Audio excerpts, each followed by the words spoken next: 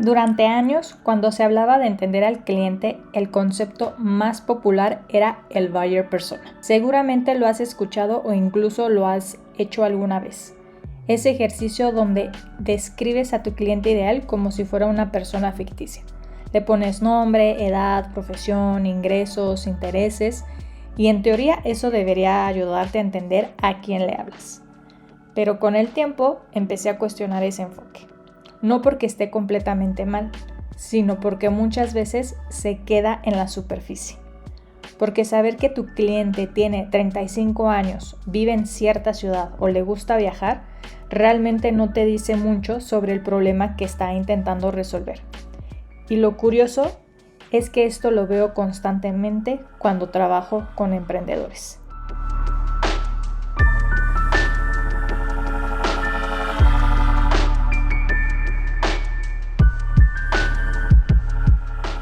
Hola, bienvenidos a Notas de una Emprendedora. Este es nuestro tercer episodio del podcast en donde estaremos hablando sobre más allá del buyer persona, pensar en tribus digitales.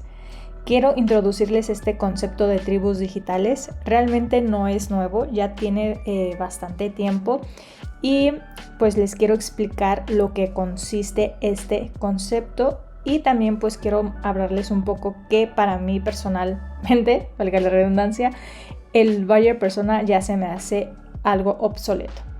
Entonces, sin más rodeos, vayamos con el podcast.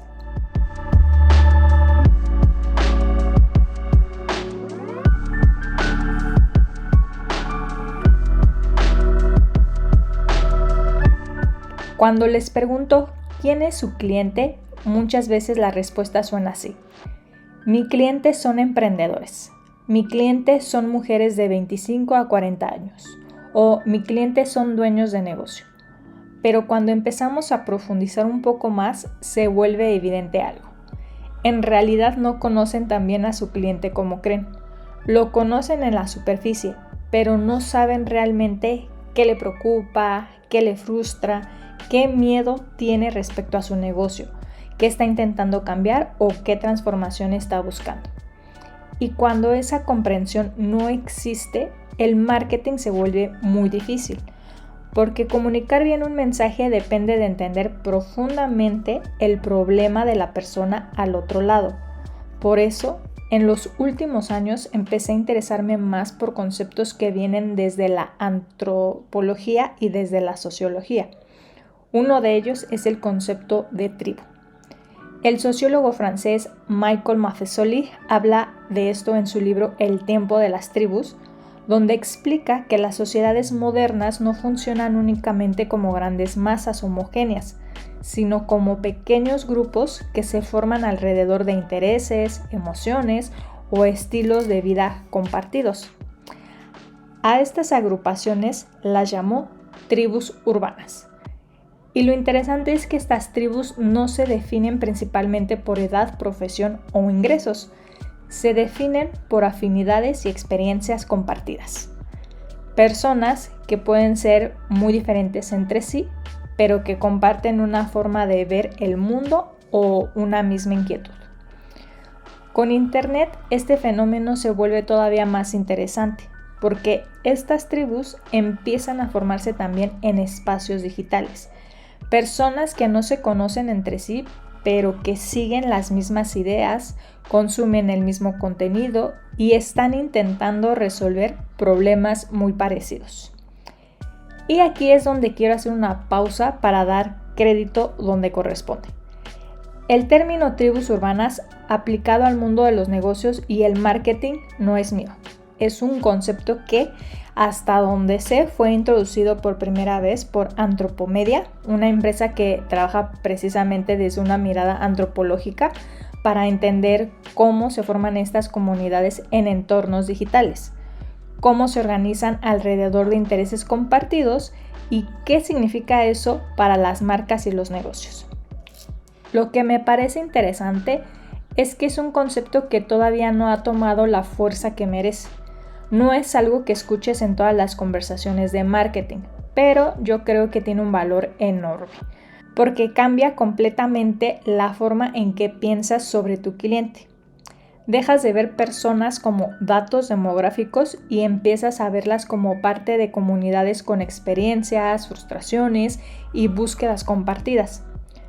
Personalmente, este concepto me ayudó a cambiar la forma en que pensaba sobre el cliente ideal. Me ayudó a entender que lo realmente importante no es segmentar personas por edad o profesión. Lo importante es entender qué experiencia está viviendo, qué problema comparten, qué frustración tienen en común, y esto conecta con algo que también me parece muy valioso, la antropología digital. Un campo que estudia cómo las personas se organizan, interactúan y construyen cultura dentro de entornos digitales. Creo que es un campo que todavía no tiene la atención que merece en el mundo de los negocios, pero tiene muchísimo valor. Porque al final, construir un negocio siempre implica entender profundamente a las personas. Y entender a las personas ha sido históricamente el trabajo de la antropología. Todo esto me dio un panorama distinto para pensar en mi propio cliente ideal. Y a partir de esta reflexión terminé creando algo mucho más simple para aterrizarlo. Un pequeño framework que estoy utilizando dentro de mi roadmap de mi negocio, y son 3 preguntas. Primero, ¿qué necesita esta persona? Segundo, ¿cómo se siente en este momento? Y tercero, ¿por qué es importante para ella resolver ese problema? Cuando respondes estas 3 preguntas con honestidad, empiezas a ver algo mucho más claro. No un perfil demográfico, sino una experiencia compartida. En mi caso, lo que apareció fue algo muy específico. Mi cliente ideal es un emprendedor que se siente frustrado porque su marketing no funciona a pesar de haber intentado muchas cosas y haber invertido tiempo, esfuerzo y dinero. Y algo interesante es que ese emprendedor puede tener 25 años a 45 años. Puede tener negocios completamente distintos, pero comparten algo mucho más importante. Comparten la misma frustración. Y cuando empecé a entender eso, definir a tu cliente ideal deja de ser un ejercicio superficial y se convierte en un ejercicio de comprensión mucho más profundo. Por eso, este paso, aunque parece simple, es uno de los más importantes al construir un negocio. Y también uno de los que más se pasa por alto, porque muchos emprendedores quieren empezar directamente en el marketing, ¿no? En las redes sociales, en el contenido, en los anuncios, pero si no entiendes profundamente a quién estás intentando ayudar, todo lo demás se vuelve mucho más difícil. Y es exactamente ahí donde llega la frustración. Esa sensación de que sigues tendencias, publicas más contenido, lo intentas todo y aún así no conectas, no vendes. Si eso te suena familiar, quizás la respuesta no está en hacer más, está en detenerte a responder 3 preguntas muy simples. ¿A quién le estás hablando? ¿Qué problema le estás resolviendo? ¿Y cómo se va a transformar su vida o su negocio una vez que te contrate? Cuando tienes claridad en esto, todo lo demás empieza a tener sentido.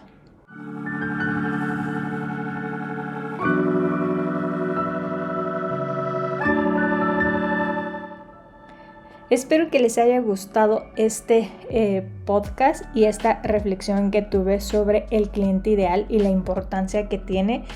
También he visto que actualmente los emprendedores desarrollan el cliente ideal, pero de manera superficial, como muy por encimita. Incluso utilizan ya términos que en su momento en la publicidad se ha utilizado mucho. Por ejemplo, público A, B o A más o público D, E, ¿no? Que nos hace referencia al estrato socioeconómico. Sin embargo, como les menciono, a veces no es tan útil esa información porque lo que queremos es conectar con el problema real y solucionar ese problema real, y saber qué edad tiene realmente no nos ayuda mucho. Entonces, si te gustó este podcast, no olvides suscribirte, darle like, compartirlo y déjame aquí en los comentarios tú qué piensas sobre el cliente ideal. Nos vemos hasta la próxima.